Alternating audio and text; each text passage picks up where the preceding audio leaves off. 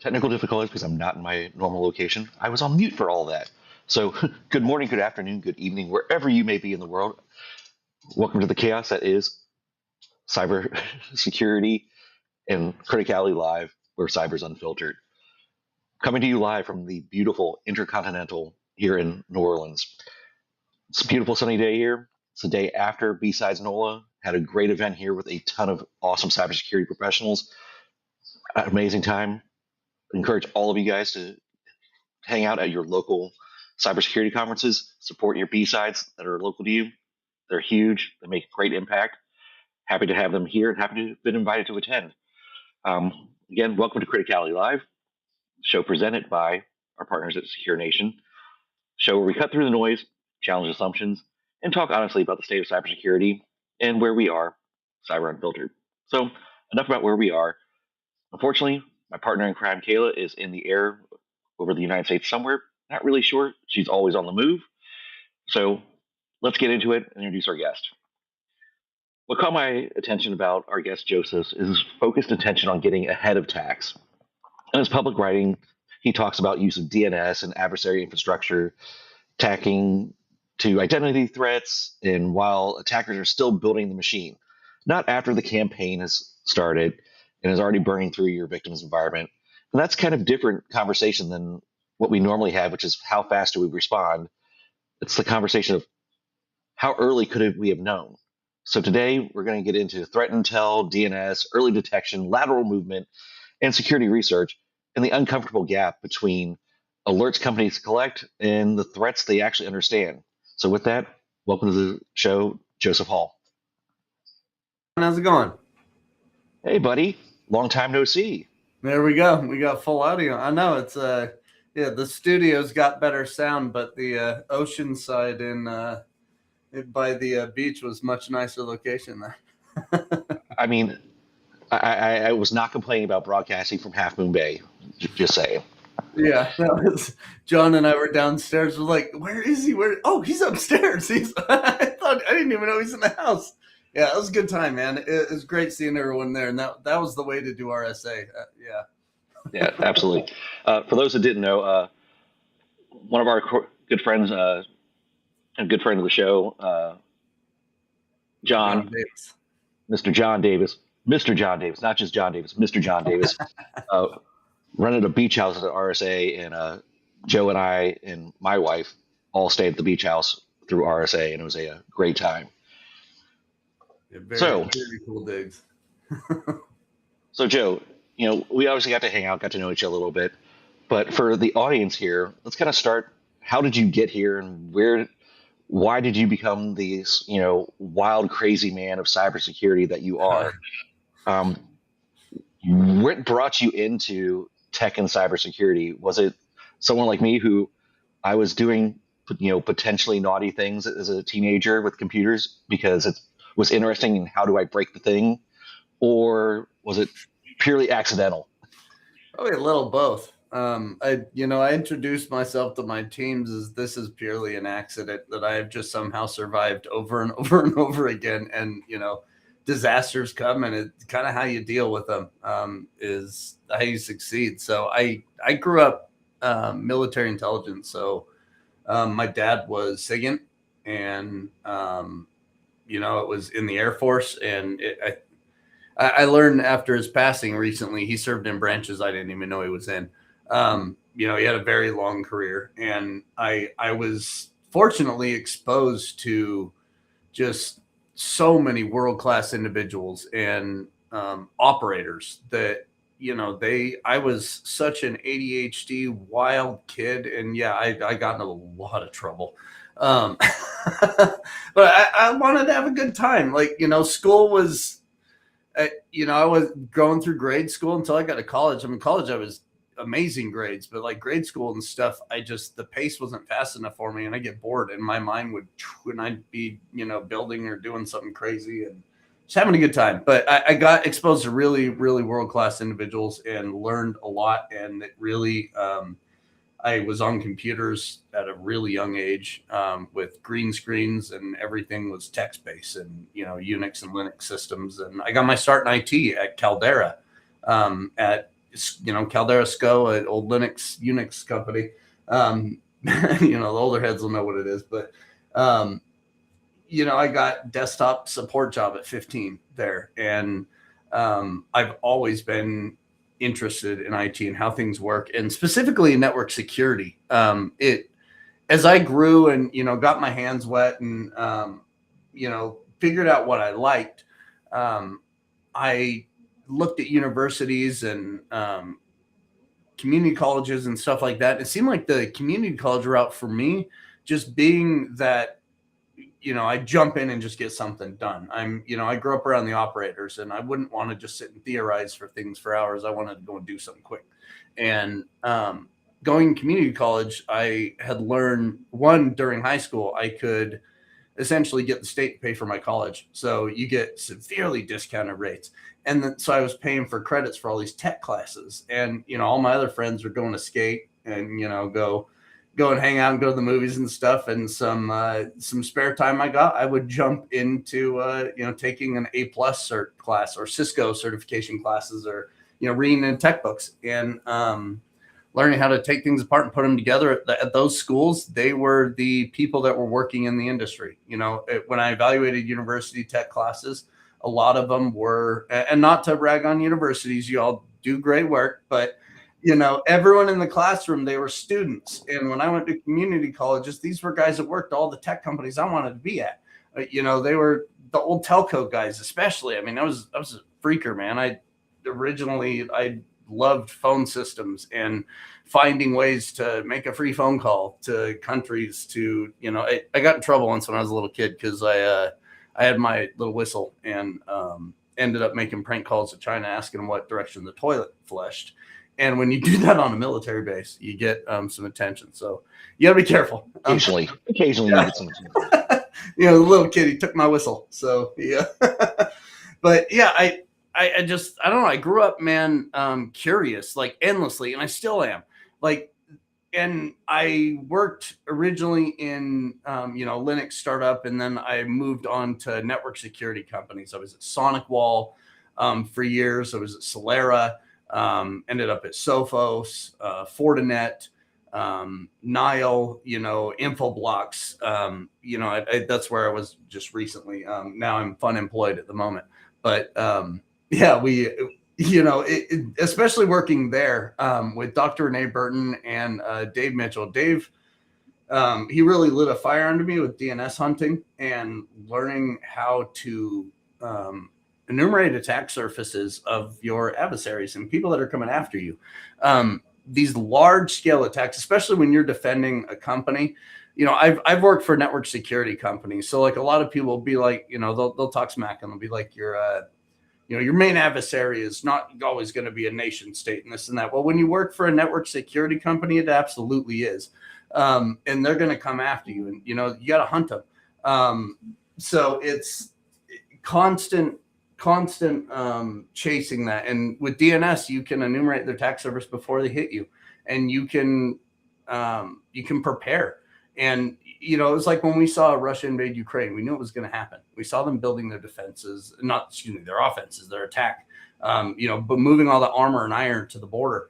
And, we knew it was going to happen. The same thing happens in cybersecurity. Stuff just doesn't happen overnight, especially large scale attacks that hit big companies and governments and stuff like that.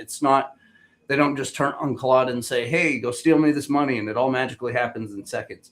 They sometimes have to spend millions and millions of dollars on infrastructure just to punch you in the face. And it is so great when that attack comes and you've already just neutered them. Infoblox works with a lot of partners, and they, when they find big stuff, they work with those partners and they tell them, and we share, data, and it's, hey, let's take down, this attack before it hurts us. And let's tell other people and warn them. I saw an attack vector hitting CrowdStrike's hiring because, people were trying to find jobs, and they were going after those attacks. And I'm like, hey, we, identified this infrastructure 15 days before it hit. And Infoblox is even better than that. Now they're, I think, 68 days before a 0 day on average. And that's from customer data with a 0.002% false positive rate. So, Dr. Renee Burton there is just absolutely brilliant. She's from the NSA previously, very much hunting forward mindset. And, we're obviously all the EDRs and all the firewalls and all that stuff is great to have, and you have to have it. But if you're able to hunt forward and figure out what's going on, and you're able to predict what's going to happen, it could save you a lot of load on your firewall and everything else. So it's so much fun, man. I love security work in general. We get to do puzzles all day and take things apart and put them back together, and it's fun with it. Like, I love what I do. Yeah, to your point, some of the stuff that I've seen on my side is, even just monitoring domains and looking for variations of your own organization's domain, because inevitably the threat actor, who's particularly for ransomware attacks, they're going to have a ransomware domain that has your name in it. Absolutely. And they're going to put that up only after they've got a foothold in your organization. And they're going to do that, weeks to months before they actually execute the attack. And then you have the concept of, phishing back credentials, where you're validating that potentially leaked credentials have now come back and they've tried to use them in your organization. And now you've got a verified leak, as opposed to the actual recycled leak from 5 years ago that some threat actor rebundled and sent back out. Mm-hmm. I mean, a lot of major attacks are credential-based attacks still. I was sorry, I got to plug in here. I just noticed my battery's cooking at me. So previously I was CISO at Heroic, and we did dark web threat intelligence data, and a lot of what we would pick up there were breach domains. That's their main bread and butter, and a lot of those attacks happen with info stealers. So they'll get some browser-based attack and they'll scrape your credentials. And then they end up in a big database that gets dumped on the dark web and sold to anyone who wants to buy it. And sometimes when those hit the market and they're for sale, the big actor that already went after them has already used and done what they wanted to do with that data, and they're passing it on and giving it to everyone else and selling it to everyone else and monetizing it. And there's a lot of money in that. It's funny because I've been in cyber for so long, and there's always some shiny new penny that we're always chasing. And this is the scary new attack vector. And right now it's AI. AI is going to do all this. And man, every single conference call, the word agentic, I want to burn it from my eyeballs by now. Like, it's every conversation now, but it's new and there's stuff coming. But at the end of the day, I've done this for so long that every single time I come into a network now, I expect to find vulnerabilities. I expect to find attackers in there. It's not, a decade ago I could go in and I'm like, yeah, it looks pretty clean in here. You guys have set up everything right and nothing's going on. In a decade, I have not logged into a system and not found something. There's so much going on and so much chaos. And it's beyond just trying to stop everything and being right 100% of the time, and you can never be wrong. You need to count on being wrong at some point, and you need to build up enough redundancy and infrastructure and have a plan in place that makes it possible for you to survive the attack, pivot, fix your stuff, move on and grow and get stronger from that. And the companies that are able to do that, they survive. Cyber, the unsexy part of cyber are the basics, and that will save most companies. Do good password management. Manage your main pillars of communication. So DNS, absolutely. Like, the amount of attacks that happen because people aren't watching their DNS infrastructure. I mean, CNAME hijacks. People will register like a subdomain on their website for like a company party that they, had for Christmas in 2022 or something like that. And then the domain, what happens to it? Well, the server was up for a while. We have a DNS registration from it, but now the server's down and no one's watching it anymore. No one's checking on that domain, and attackers are watching for that stuff. And if you're not managing your DNS well, and there are providers out there, unfortunately, in the world that don't do KYC, that means know your customer, and they'll allow bad actors to buy demo accounts and pay in crypto and hide their identities, and then go and hijack your domain right out from under you and attack you with it. So more than the calls coming from in the house. The call is coming from the house because you left the door open. Um, there's a lot to be said about just doing the basics, and you know going through the boring part of device hardening. Every single manufacturer out there that makes a piece of hardware or some security software has hardening docs. You know how many people actually go through the legwork and do that? DoD, and that's about it. Yeah, like military. So military will make you drill, and hospitals are in some of the worst shape too. But they understand the go to paper kind of thing. Yeah. When all comms are down, our satellites just got blown out of space, and now we can't talk to anybody. What do we do? Military plans for stuff like that because they expect like absolutely chaotic disruption to happen all the time. But for the most part, other industries don't play that game, and they're going to have a really steep learning curve as stuff happens at machine scale because the agentic word um, as it just gives people more firepower. It gives them the ability to operate at scale without having to pay a whole staff to do it right now. And since tokens and everything else are being paid for venture capital, right, paid with venture capital right now and investment and stuff, like it's going to get more expensive in the future for someone to just launch something that's full at scale like this for so cheap. Well, and that's the thing is AI isn't changing the threat landscape at all. No, it's all still there. Like it's the same landscape, it's just faster. Yeah. And that's the difference. And to your point, we've talked about assumed breach for years and years. Now with AI enabled attacks, it's not something you should do, it's something you have to do.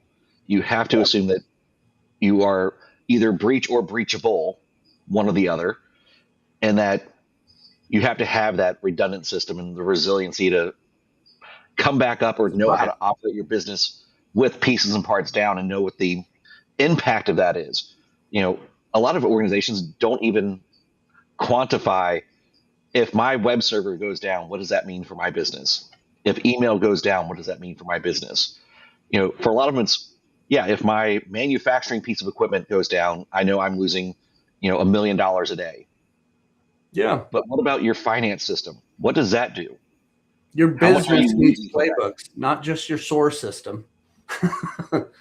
Your SOAR can run through a playbook and it can execute when it sees something happening, but your business needs that plan also. Like, who do we notify when this goes down? If, in a hospital, it was really wild to see that during COVID. We had taken over security for some hospitals, and at Heroic, we had an MDR business, and we'd taken over a couple hospitals' technology. And during those times, it was like we were talking to the customers, and you would plan with all of those teams. If the system is down, who do you talk to? Who do you communicate with? What needs to happen next? How quickly do we expect things to recover, and who do we communicate with? Because when you're the person on the fire hose and you're trying to get those systems up and you're fielding emails and calls from everyone in the company or the hospital or the org or wherever you're at, where you're just trying to respond back and forth and keep everyone informed, you have to have people that do that with you and for you and hand that off, and people to trust to communicate this down the line so you can keep at it, and your teams can all keep at it and solving it. And sometimes during an incident that I've been incident commander for a lot of events, and you find that sometimes the insurance company will bring in an IR firm, and that IR firm cannot communicate with you with your other IR firm that's also doing incident response for that, and they're not allowed to talk to each other, but you have to hire like two companies to do incident response at the same time, and they can't talk to each other. So like and most people don't realize that stuff comes up until they experience it themselves, and then like, oh my gosh, well, what do we do here? Left hand can't talk to the right hand because there's a legal barrier in there, but they've discovered something and we've discovered something, and like maybe we should throw something over the wall, or I don't know. There's always challenges in recovery and in those incidences, and you've got to practice them with your teams to be ready for bad stuff to happen and try to plan for it as best as you can, not just It's more than just making sure you have an update. It's talking to your teams and talking to your people and people that aren't in cyber. They need to be aware that someone is trying to fix the problem. And where do they go for that problem? Is it just regular IT? Is it, who do we report to if we see this odd behavior? It all goes down to just breeding that culture and pushing it. I grew up military, so it was normal for me. But, I realized as I got older that I didn't grow up the same as a lot of people. Well, you bring up a really good point that a lot of folks, particularly in cybersecurity, don't realize how other areas of the business are so critical to incident response. Yeah. You have to have your comms team pulled in. You have to have the legal team pulled in. What can you say? What can you not divulge? How do you communicate that effectively? What does the board actually have to say about this? Are we going to shut everything down? Are we going to try to segment? Are we going to, shut down operations here, but keep operations at another location going? And it's far more than just the technical side that we tend to build in our little IR plans that live on a SharePoint that Mm-hmm. only live on a SharePoint and get blocked out when you get a ransomware because you don't have a paper copy or it's stored somewhere that's not connected to your network. Mm-hmm. It's like, have you actually practiced this, or do you just go through your checklist once a year for a tabletop and say, yes, we're good. We've done all of these things, and actually, maybe taking a backup and actually try to put it back into an environment and realize that your backups don't work. Yeah. If you don't test them, like, how are you going to know, at least with modern systems, you have VMs and you can get a state of those VMs and when they stand back up, but sometimes I've in my past had to learn the hard way that, sometimes those stateful backups don't work right. Or you go to restore them and there's problems, or every once in a while they work right, but some process ran during the middle of this one that caused some corruption and you don't discover it till it's too late. You've got to test everything. And I've yet to meet a security or an IT team that is like, I'm fully funded and I have everything I've ever wanted. And my whole team is, we've got all the time in the world to do it. Like, I know teams are tight and budgets are always tight, and you've got to, sometimes run a thin ship and, sometimes run on steam. It sucks, but finding teams and people that are able to communicate with the rest of the business and work with them when incidents happen will save you so much headache, because it's hard enough trying to solve an attack and stop one. But if you got bad comms, and you're not planned within the business and everyone doesn't know what to expect during that event, it'll cause you a lot of pain.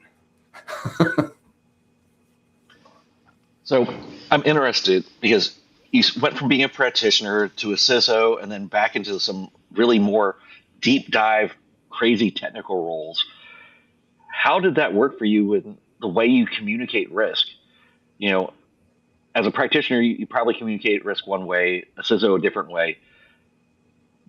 What helped you make those changes? This is the audience you're talking to. Yeah. Being a CISO is stressful, and I might do it again at some point, but it's a lot. You're fielding between legal and you're fielding between the executive teams, and like being an individual contributor is awesome. Like just being able to run and hack and build and do stuff all the time is a lot of fun too, without having to manage the team aspect of it. Like, I love but I'm an extrovert. I love people, and, talking with my teams and working with them, and you can learn something from everyone. So I've found that, with the last roles, it just kind of authentically happened. At Nile, it was an opportunity to join a John Chambers startup and work with some people that were solving lateral movement. When I look for a job, it's not just what company do I want to work for, but what problem am I trying to solve that right now I feel like is huge. So at the time when I joined Nile, it was lateral movement was just ransomware attacks. MGM had just happened. Seeing them exploit old network hardware that unfortunately is, switching especially is built on so much trust. And everyone at the time is marketing zero trust this and zero trust that. And I'm like, but what about layer 2? Like, oh, let's scoot all the way down that OSI model. Let's go to the broadcast domain. How do you verify comms between those devices? How are you inspecting that? Are you getting, like, no one's logging data off of their switch. That is insane. There's so much information that comes on there. So what do you do when something goes into your backplane and jumps out of where all of your systems are watching? Because that's what attackers do. They want to go where no one's looking, and they want to hide, and they want persistence too, because huge attacks don't happen like in the movies, like where someone's spinning around in a chair with 12 monitors around them. They're just connecting puzzle pieces with a mouse. And oh man, the first time I saw Jurassic Park, when she's like, it's a Unix system, and she grabs the mouse, I was like screaming in the theater, and it was like, what's wrong with this guy? But yeah, oh man, I lost my train of thought with the Unix joke. Oh, come on. You don't like, I'm in. Yeah, I'm in. Yeah, it's the instant hack, and they just pound at the keyboard. And it's usually, no, they're just phishing someone in the help desk, and they're pretending to be, this guy they looked up on LinkedIn who's the whatever administrator of imaging, and they're hey, I'm this guy and I'm locked out, and can you help me really quick? I've got patients. And they'll push a sense of urgency on them. And a lot of time, like, a ton of breaches happen just because they called the help desk and they act like they forgot their password. And they're just people try to be helpful. They will. I mean, when I was a teenager, I used to get into movies for free all the time because my buddy and I would just walk into the movie theater carrying a ladder. Oh, yeah. Cheap old little aluminum ladder, and just walk in and be like, hey, we're the IT guys. And I'm like, okay. Like, I did. I ride a one wheel. It's like a skateboard, like an electric skateboard with a go-kart tire in it. They'll do like 20 miles an hour. Love the thing. It's the closest to snowboarding on the ground that I've ever been able to do. But like, I've taken that to sites where we're doing big network upgrades. And, I've been in these tunnels under airports, and I'm just blasting through, and security's like, hey, for a second, I'm like, it's okay, I'm with IT. And, I'm flying off, and what are they going to do? Chase me? Like, I mean, when I used to do physical penetration testing, the amount of places I could get in with a lanyard with nothing hanging from it and 3 boxes of donuts was absolutely phenomenal. Yeah, because nobody wants to stop the donut guy. You just have 3 boxes stacked up about this tall. It's big enough that they want to help you open the door. They want to press the elevator button for you. Yeah. As long as you look like you belong there. You give them one too. They love it. Oh, thanks. That was a nice guy. Meanwhile, I walk in and I start pumping rubber duckies into everything I see. Mm-hmm. That's funny. Yeah, it's people want to be helpful. Finding the space where you want to hyperfixate on a problem. So that lateral movement was something we were chasing. And what they did that was unique was they pushed everything up to layer 3. So your firewalls then are the gatekeeper, which they should be. They're great at it. They've been doing it for so long, and they go all the way up to layer 7. So you're inspecting everything, and the behavior, and the time. Like, people aren't coming up with 0 days and a huge chain of 0 days to attack you most of the time, unless it's a nation state actor. But then you're not looking for alerts at that point. You're looking in log messages for a typo because someone typed the password wrong into a field or whatever. And then you've got to hunt them because they're hiding in traffic you expect, and they're masking their location. And sometimes they'll jump in and they'll establish persistence, and they'll hide there so that all the logs go and expire. Because we saw an attack that hit this telco that was it was like a 7-day delay on the detonation. So they would attack, and then they'd wait 7 days because they figured most people had the 7-day Splunk, or 5 or 7 or whatever the free tier was. So they're like, well, yeah, let's base this attack based off of that. We'll hit the lower hanging mid-market fruit that doesn't have full budget to have all the bells and whistles, and we'll start our attack after the logs have expired. And then they can't figure out how they got in, and it looks like normal traffic because they're already inside and they're moving laterally all through your network, and you can't see them. So that was something I solved there. And then I was working with Dave Mitchell, and we had been hunting a bunch of DNS through DNS, a bunch of anomalies that we had seen called a TDS, so a traffic distribution system, where these attackers will build infrastructure, sometimes for years, where their websites, like this one group we were chasing, they were compromising WordPress front ends, and they were stealing their affiliate traffic. So when you would click on a domain, and this is one of the attack vectors they did. They also let bad guys install malware on their networks and all sorts of other things through those TDSs. But they hide your traffic and what you're doing. So you'll click on one of those domains and it'll like redirect you like 50 times. And then it'll land you on like a gambling site or a porn site, or it'll look like a park domain for sale. And, it's nothing. And the amount of times I found a park domain that, people are like, oh, someone's just squatting on our domain. I'm like, actually, that's part of a TDS and they're breaching all over the place. Let me show you how they're doing it. And what they do is they fingerprint you first. So they figure out who you are. There are systems that are really good at this. Some turnstiles are incredible, especially ones that are using like WebGL, and they're identifying your GPUs. They can see if you're an actual computer, or if you're a real phone, or if you're coming from a data center. So a lot of stuff coming from a data center, they figure, okay, this is automated testing software, this is corporate systems, these are threat hunters, they're coming after us, so we're block them. And they'll show you a certain page. You'll get the park domain page because you're an IT administrator and it's identified you. And once some of these systems identify you, you're identified forever. That your hardware is burnt. Like literally, if you ever log on to a website with a laptop, it has a hardware signature of you, especially big, good ones that have great marketing budgets. They have your hardware signature, and you're never getting away from that. You try and hide it, or it'll still see you. So they're really good at identifying what's coming.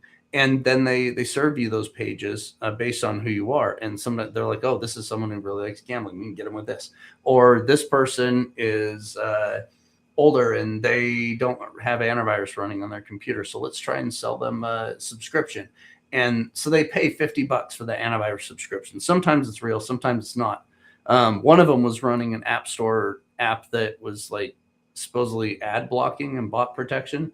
And it would tell you all these fake ads that it was blocking, but it was really serving you ads. And then it would kind of hold you for ransom. If you didn't pay for the service, it would start serving you tons of spam and crap all over your phone until you started paying them. And then they lower it a little bit. But like they were the bad guy and the good guy all in the same. They were the problem selling the solution. So, a lot of those, they would hide in those systems. And then you try and hit that path again and the website's gone. And if they actually made a sale off of you, they also stole everyone's affiliate traffic. So like a $50 antivirus sale, they made $150 off of that transaction because they spoofed the system and stole everyone's affiliate link traffic. Like the uses that they use these TDSs for is wild, and they can hide so much in them. And some of the first ones that, David put me on this, and he was like, man, this thing's got like 1 million nodes. Look at this, wild. And I'm like, holy crap. Like, the scale, once you get into that scale, you're not messing with script kiddies at that point. Yeah. This is usually military or it's corporate espionage, one of the two, and it almost, or cartel stuff, and it always seems to lead to money laundering. And all these bad guys also work with other bad guys, and they're like, hey, we have a nice online money laundering system that you can funnel your drug money through, or whatever. The car washes. This particular one had an affinity for Breaking Bad, so a lot of their nicknames were all these Breaking Bad things, like Los Pollos Hermanos and all that stuff. So it was really cool to see, to kind of pop the hood on criminal organizations doing just crazy stuff, and the infrastructure that they've invested in this. So you enumerate and you map it out, and we're like, guys, this is a huge problem. Like, this malicious ad tech is abusing, trust. And beyond that, like they know everything about you, an obscene amount of information. Like you can buy this from data brokers. You can buy anything about anyone. And know exactly who you're targeting, and more like the persona and the personality and how they'll react to stimuli. It's like fishing. So Some so fish don't bite because they're hungry. They bite because they're annoyed. It's like a yeah. bass, man. You rattle something in front of them and they'll attack that, but you have a juicy worm and they won't bite at it at all. They'll only bite at something that ticks them off. So let's dig into that a little bit because a lot of folks don't realize how specialized, and I'll use the word and people are going to yell at me for it, but professional threat actors are, that they have legitimate specialties. Like there's a entire segment of people who just do initial entry, and that's Yeah, all they do. Like all I do is I get a foothold in, and then I sell that off to somebody else. they all Who work. that They're person does affiliates together. ransomware, or this person does corporate espionage, or that group does this. Tell me a little bit what you've seen about that. Yeah, I mean the affiliates are growing like crazy now, and they're working together. A lot of these criminal organizations, they've established a brand essentially for themselves and their handles and what they do online, and they can sell that and they can work together with other groups that they trust. Wild thing too is some countries legalize it. So like I did a talk at RSA in 2023, I think, on ISON, and ISON and C404 were like in a lawsuit with each other, and a couple other groups in China in lawsuits for each other for essentially the government allows them to manufacture malware and sell it like a weapons dealer or an arms dealer. And they manufacture these weapons. And then some of these other weapons manufacturers were stealing their tech and using their attack vectors in their stuff. And they're like, you stole our stolen tech and you're using it, in something else, and they're suing each other. So it was really interesting to see kind of behind the curtain on that. Even like the nation state actors work as affiliates, and that group in particular, like the communication, the intel that we got out of the report was insane. Like every October, they all meet in this city in China, and they all will try and pitch the government things to sell them. So they all break into a bunch of stuff ahead of time. They take like the whole telco networks of Kazakhstan or whatever, and then they go to the Chinese government and they say, hey, we have every single mobile provider in this country that you seem to be interested in getting rid of political dissidents and disappearing them in the middle of the night. Well, we can track their cell phones. So if you want to find where they're sleeping and scoop them up and disappear them, go for it. And there's huge reports of stuff like that happening all over the world. So like, beyond that, the criminal organizations, so that's the scary government side of it. But the criminal org side of it, there's all these groups that will work together, and then they'll splinter off and they get in fights. And like, you can see them in some dark web forums and stuff, and they'll talk smack to each other. And like, it's funny, but it's also like some of these people were also industry people or were in cyber at some point and they turn dark, or, they've been doing it their whole life. So like you never know who you're dealing with there really. And sometimes stuff goes bad. I mean, or sometimes affiliates don't work as well as they hope, or one part of the breach breaks. But this is a chain of groups that will, some of these larger attacks, they're multiple. It's not just one hacker kid in the basement doing this. This is people with businesses, and they have offices, they have call centers and tech support. And I mean, the shiny hunters, holy crap, like the stuff they're up, they have full call centers. Like Well, they're super professional too. Like, yeah. oh, what's your code for your ransom? Let me look that up. Uh-huh. Okay, we show that your ransom dollar amount is this much. Oh, Please you take can't the pay that survey much. after the How call. much are Give me you 5 stars. like? How much are you offering? Okay, let me run that up to my manager. But let me put you on hold and see if we'll accept your counter offer for the ransom. Like buying a used Oh, car.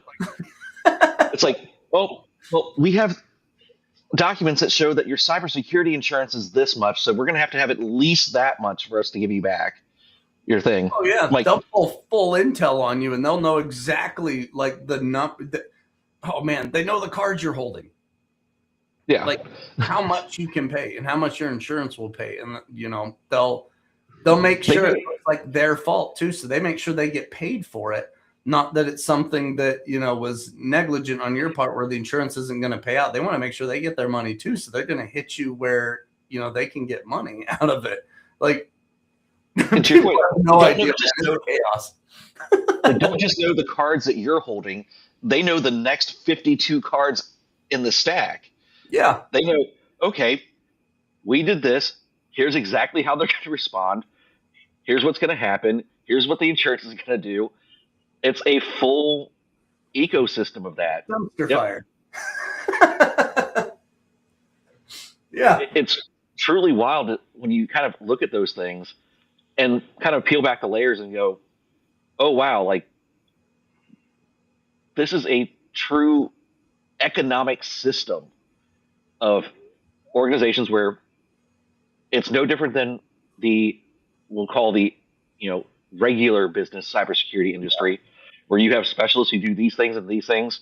One of the interesting things I seen was in Russia, they allowed all the non-state sponsored actors to kind of just do whatever they wanted, but they couldn't attack Russian assets.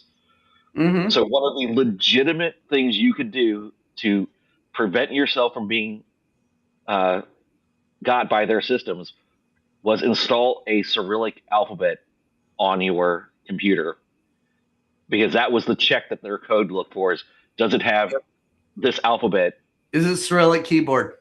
Yeah, is there a Cyrillic keyboard enabled? Yeah. Yes. Okay, I'm not allowed to touch you. Yeah, they You didn't have to use it. You just the had to have it hardware you're installed. typing into. Yeah. Yeah, I mean, there's a threat researcher I was talking to yesterday. He had found one that the malware in it, it plays Russian roulette, and it will only attack a system if it's Israeli or Iranian, and it only deletes everything in 1 in every 6 attacks. So it's playing like a literal revolver game with the things that it attacks and delete. I shouldn't laugh because it sucks that people are getting hacked, but it's also like, man, that's like ridiculous. The idea that it'll only, detonate on 1 in every 6 machines that it hits, and only if it's 2, and it's like it's just spinning the barrel. Well, and you look at that makes it extremely hard to trace back when it's going through multiple systems, but it only detonates on 1 of every 6. Yeah. So you're trying to correlate like what is going on here, and it's just some guy laughing to himself. He's, like I've had 6 systems all pop, but I can see nothing in the traffic that links these 3 systems or these 6 systems together. And that's because there was 36 systems in between them that all got popped but just didn't get detonated on. And you go, how was I supposed to find that? No, threat hunting is such a can of worms. Like the stuff that, like, you look at Infoblox's team, they've been doing solidly generating their own intel for about 4 years. They started doing that, stopped aggregating and pulling in all their own stuff. And the amount that gets published is like the tip of the iceberg of the amount of stuff that we find. And it's like you said, the correlation of data, you have to put all that together and you have to be right with it. And like some of the researchers work there are just absolutely brilliant in it and sussing out problems and, figuring out what's going on and what's real and what isn't. Or sometimes in their deployment of stuff, they just make mistakes.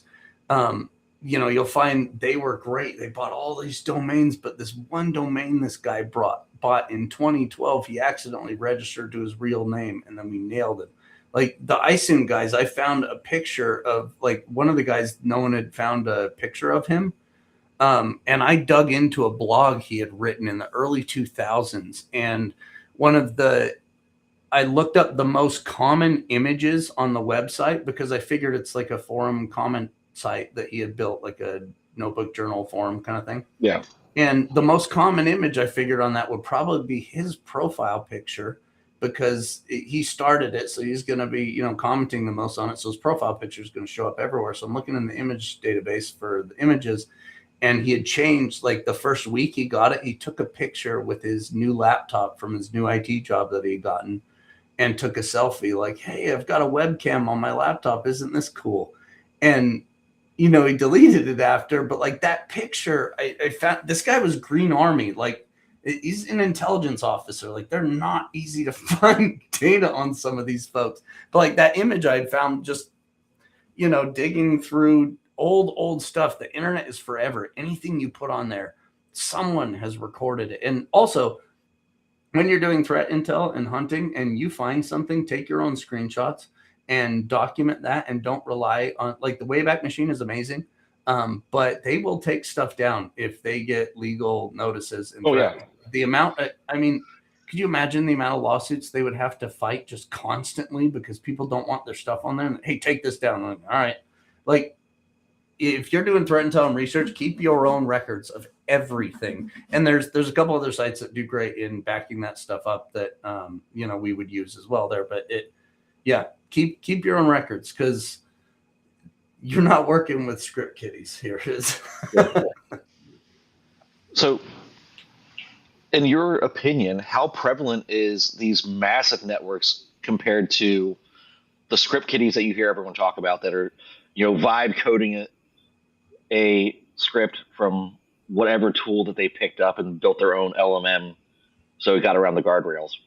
I don't think there's that many of them happening. A lot of times they're doing stuff that is like, they're trying to evade around your systems of detecting. One of the attacks that I saw recently was they just took over one of the main Active Directory accounts and they locked all the files on the servers.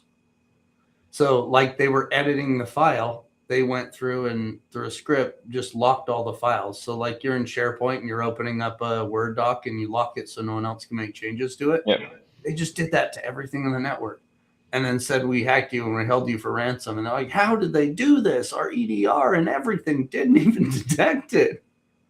This new novel attack, and you go and look into the hood of it and you're like, well, actually, they just used your existing systems and the way that they're architected to cause a lot of disruption. And, you assumed they encrypted all of your systems, but really they just locked the door.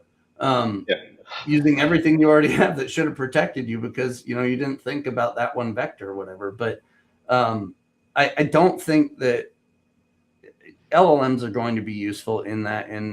But like a lot of these 0-day freakouts and stuff that are happening, like a lot of those attacks don't even have a CVE one. Like, it's like, oh, we found this BSD bug that's 27 years old or whatever it was, and you go look at the bug and I'm like, this is a nothing burger. Like, okay, it's a 0-day, but like, I would never use this. Does it exist? Yes. Is it useful? No, it's not. Yeah, it's neat. Like, hell yeah, the software is finding that stuff. It's awesome. But like, man, I've used a Nessus scanner and that finds all sorts of stuff. And it's not a brand new 0-day, but the amount of networks I've gone in and we've done scans and red teaming reports on, and you have 10, 20, 30, 40,000 vulnerabilities all over your network right now. You need to upgrade this infrastructure. It's too old. It's this and that. Those problems all still exist. And the scale that, so I work on a project with a friend, Jeff Sims. He is an absolutely prolific AI engineer. If you guys don't follow him already, he's in my LinkedIn. Guy's brilliant. So he wrote the first polymorphic AI malware called Black Mamba. And essentially it was on GPT 3.5, and it goes out and it scans a network and it looks for known vulnerabilities. So you guys have all this stuff on these public OSINT sites like Shodan or whatever. And, yep. You can see that stuff, and it's all publicly available information that you are vulnerable to that. And it's published on tons of websites already. It aggregates all that data together. Okay, cool. We can use this attack to do it. It attacks it. It gets its way in. It establishes persistence, calls home. Like, it didn't invent a new 0-day to accomplish this. All it did was search, for the public information and exploit it. And like, that is the attack vector that at scale is going to just wail on people, because they've ignored upgrading your hardware, upgrading your software, doing all, your firmware, because we can't possibly have any downtime to upgrade this firmware in our firewall that has like so many CVE 9.8s that, make anyone blush. Like, it just. Or you're using things like microtik routers from Belarus. Yeah, because they were cheap. Yeah, or Hikvision cameras. Oh, please put Hikvision cameras in your network. I love those. Like, or you've got it. Oh man, what's worse? So any like since 2021, like Apple and Android devices, they all have near field communication turned on them, so they can work with all these little stupid tracking devices and stuff that you've got. They're also all open resolvers because of that.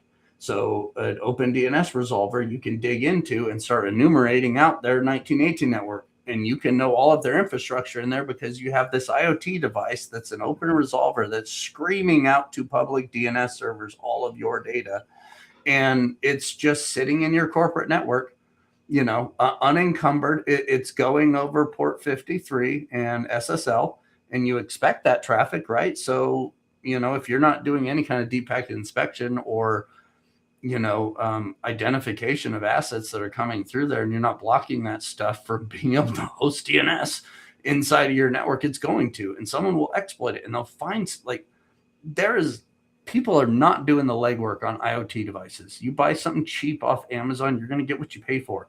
And sometimes you buy something expensive, you're going to get what you didn't pay for. I mean, geez, the Reaper drone, they didn't even encrypt the video feed on that till someone in Pakistan hacked it. And they were live feed watching them get shot with missiles. Like, it's like, guys, like this. These are the basics here. Like, yeah. Or the vacuums, the automated vacuum. I can't remember which brand. I don't want to put them on blast, but or maybe I do. I don't know. But they had like 9,000 of those. So one guy's using an LM because he wants to remote control his vacuum in his house with a PlayStation control. Dope. Like that's something I would do. Like that sounds fun. Pull a webcam on it and go and sneak up on people. Boo! Like that's funny. But he goes in there and he gets into this, and turns out the same token that vacuum is using to connect to their cloud servers, also the same token on every single device. So he starts driving his vacuuming around. He's also driving 9,000 other vacuums around the world, around other people's living rooms. And he reports to the manufacturer, hey, you guys should have like individual tokens per asset on here because this is bad. Like, responsible disclosure? No. Yeah. Well, he did. He responsibly did. Yeah, he did for a bit. But yeah, it was. But that's what the company did. It was like, meh. Yeah, meh. They're like, the security industry is going to eat you alive for that. Like, you better play ball. Like, well, I'll be nice if you're trying. Oh, we're working on the problem. Oh gosh, this happened. We're so sorry. Like, if I see that from a company, sweet. Like, I know you're doing the work. And you're not going after the messenger. I talked to a friend in the FBI years ago, and I was in this conference, and sometimes, I just can't help myself, put my foot in my mouth. But he goes, how can we get people in the hacker community to, help law enforcement and do more? And I'm like, you could stop arresting my friends. And the guy was like, what? No, oh, nope. Okay, and I talked to the guy. I'm like, look, like you have people that will go and turn bad guys in that, are bad actors, and like, hey, we have all this data on them and everything. And let's, we started poking back at them to figure out who it was that was hitting us. And this is everything we found. And then they'll go and they can't get an arrest because they're in Russia or China or whatever. So they go shoot the messenger and they go get their gold star or whatever, their promotion or whatever. And some guy's sitting in jail because he tried to do the right thing, but there was a gray area or whatever, and he screwed up or whatever. Like the point is like there are so many people in cyber that just want to help and want to do the right thing and want to help you guys, and like help them help you. Like they want to, like they want these bad guys to pay for their crimes and do everything. And sometimes you just got to take a loss. And like there has been a shift and change in cyber in law enforcement over the decades, than how it used to be, which is great. And with CISA and some of those groups, they work really well with private industry to make bad guys sad. Yeah. So, it's awesome. We have an awesome career, man. This is incredible. We just get to solve puzzles and make people's lives better. All right. We are rapidly coming up on the top of the hour. So on Criticality Live, we always like to ask 2 core questions at the end. First question is, if you could fix one thing in cybersecurity overnight, what would it be? Oof. I don't know. I always use the expression, if you see the kid running through the house with scissors in their hand, you take the scissors out of their hands. Like, there's a lot of power with LLMs in standing them up in your business. And right now, a lot of companies some of them are trying to use LLMs and AI technology to replace humans um, and make more money. Everyone wants to increase their revenue. Maybe keep your assets that you have and employees that are working there and increase that revenue, and you have them use those tools to build more and do more, because you still need that human element inside your business. And then while you're doing that, don't trust the sales guy that tells you that it's all isolated and we can't read this data and it's totally secure and all that. You need to verify, because they are lying to you. Like the amount of times I've heard oh, this is totally secure, and all right, well, let's see if I can find some financial files. Oh crap! Like guys they said this was secure. Well, they either didn't know or they're just trying to get the sale or whatever. So you need to do your own due diligence on any LLMs you're bringing into your environment. Everyone's bringing them in for sure, but make sure that you've tested them, you've isolated them, and you're monitoring, and you're getting identities from them. There are a lot of startups now that are doing identities of different LLMs and aspects of that, and it's keeping an eye on what's happening. I mean, if you're running like Claude Code or Cowork or one of these programs that could go fully take over your PC essentially, and run as you, to roll through your network. Like, don't install that on a corporate machine. Like, have that in your own isolated environment that you're testing and doing things with. Because if you just hand over the keys to an LLM, it's going to be a kid with the scissors running through the house, and someone's going to get stabbed. Like, all right. So to follow it up, what's one practice, and it can be technical or cultural, that you wish organizations would stop immediately?